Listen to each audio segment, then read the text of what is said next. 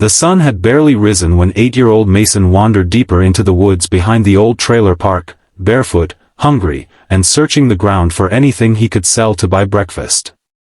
The morning air felt heavy, as if carrying secrets. Then, just beyond the line of pines, he froze.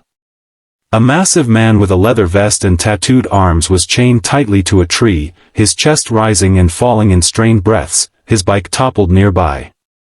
The terrifying emblem on his back read, "Hell's Angels," a name even kids whispered about with fear.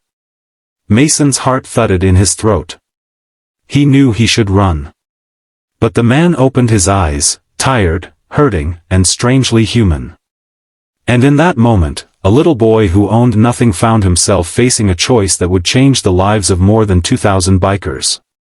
If you believe in kindness, second chances, and the power of unexpected heroes, make sure to like, comment, share, and subscribe right now. Your support means everything. Mason stepped closer, trembling. He had seen grown men beat each other in the trailer park, seen neighbors hauled off by police, but he had never seen someone chained like an animal. The biker's leather vest was soaked with sweat, dust clung to his arms, and dried blood marked where the chain had cut into his skin. Mason didn't know anything about motorcycle clubs, but he knew pain when he saw it. He quietly set down the broken stick he'd picked up as a weapon.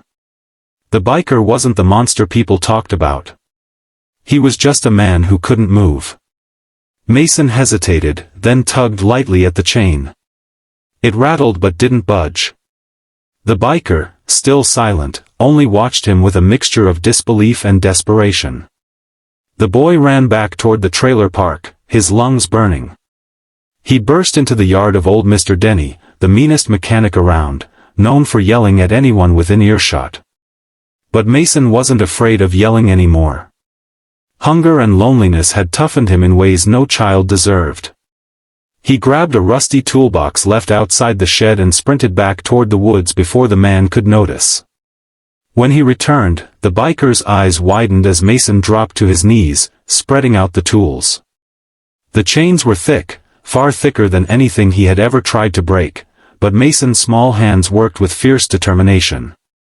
As he struggled with the lock, he couldn't help noticing how silently the man endured the pain. No swearing, no shouting, just quiet strength. Mason's father had abandoned them years ago without a word. This man, for all his tough appearance, seemed to know something about being alone. Sweat dripped down Mason's face, mixing with the dirt smudges he always carried. Minutes stretched endlessly. His hands shook. The metal resisted him again and again. But he kept going. Because nobody else ever helped him, and he refused to let someone else feel that same kind of abandonment. After what felt like hours, a loud metallic click echoed through the trees. The lock gave in. The biker gasped softly, more shock than relief, as the chains fell loose. But when he tried to stand, he stumbled, his strength drained. Mason rushed beneath him, bracing the man far larger than his tiny body should have been able to support. Together they managed to reach the fallen motorcycle. The biker attempted to start it, but his hands trembled too much.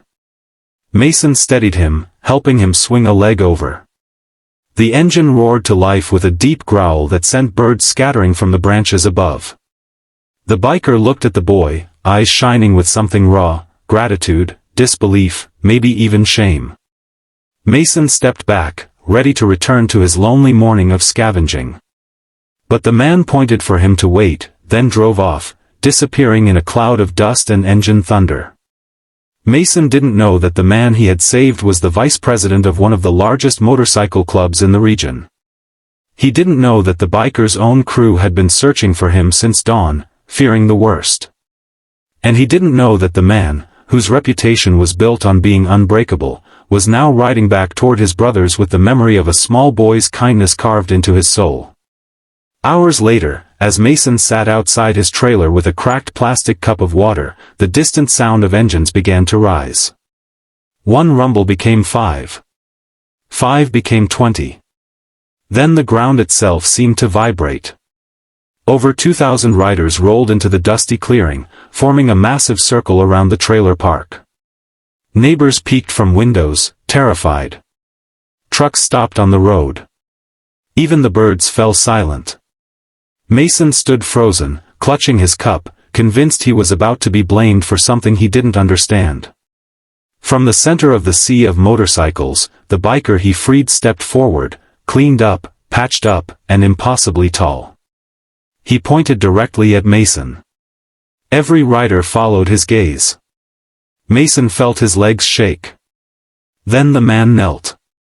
Right there in front of 2,000 hardened bikers, he knelt to a little boy covered in dirt, wearing last year's clothes, and shaking from fear.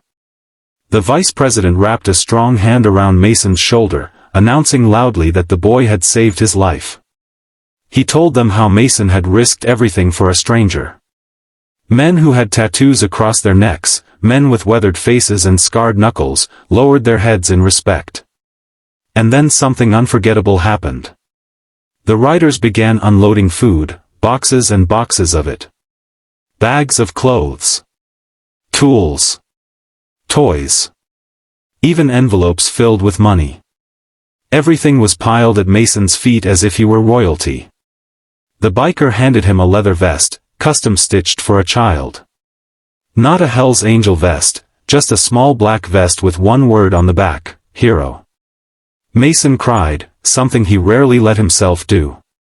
The biker hugged him like a father would, promising him that from that day on, he would never be alone again. The sun was setting by the time the engines roared back to life and the riders rolled away, leaving the trailer park glowing with donations that would carry Mason and his struggling mother through the hardest year of their lives. But more importantly, they left Mason with something no one could buy: belonging, love, and the memory that even the smallest act of kindness can change the world. If this story touched your heart, please like, comment, share, and subscribe. It helps more than you know. Before you go, tell us in the comments, what would you have done if you were in Mason's place?